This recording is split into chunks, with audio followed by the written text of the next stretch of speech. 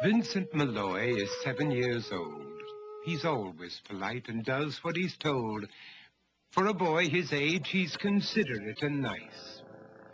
But he wants to be just like Vincent Price.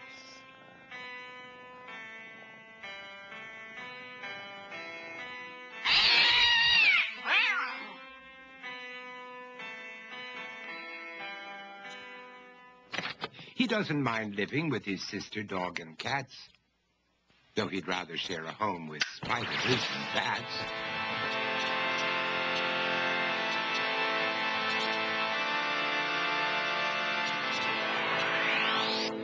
There he could reflect on the horrors he's invented and wander dark hallways alone and tormented.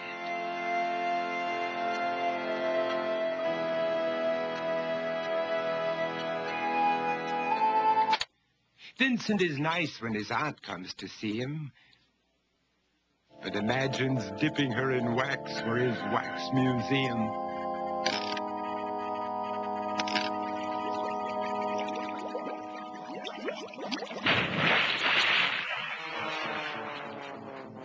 He likes to experiment on his dog, Abercrombie, in the hopes of creating a horrible zombie. So he and his horrible zombie dog could go searching for victims in the London fog.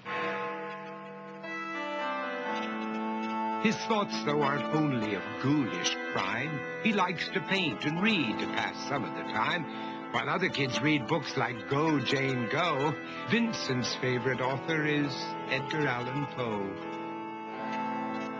One night, while reading a gruesome tale, he read a passage that made him turn pale. Such horrible news he could not survive, for his beautiful wife had been buried alive. He dug out her grave to make sure she was dead, unaware that her grave was his mother's flower bed. His mother sent Vincent off to his room.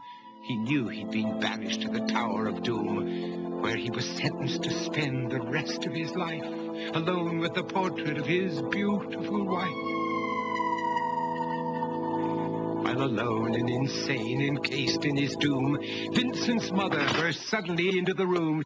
She said, "If you want to, you can go out and play. It's sunny outside and a beautiful day."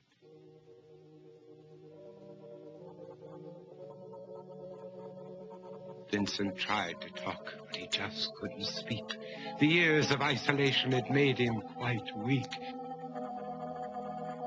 So he took out some paper and scrawled with a pen, "I am possessed by this house and can never leave it again." His mother said, "You're not possessed and you're not almost dead. These games that you play are all in your head. You're not Vincent Price, you're Vincent Malloy. You're not tormented or insane, you're just a young boy. You're 7 years old and you are my son. I want you to get outside and have some real fun."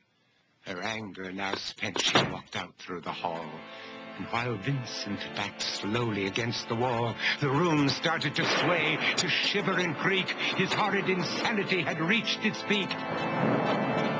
He saw Abercrombie, his zombie slave, and heard his wife call from beyond the grave. She spoke from her coffin and made ghoulish demands, while through cracking walls reached skeleton hands.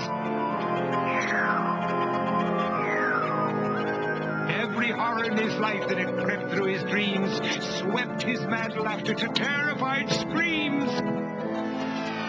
To escape the madness, he reached for the door, but fell limp and lifeless down on the floor.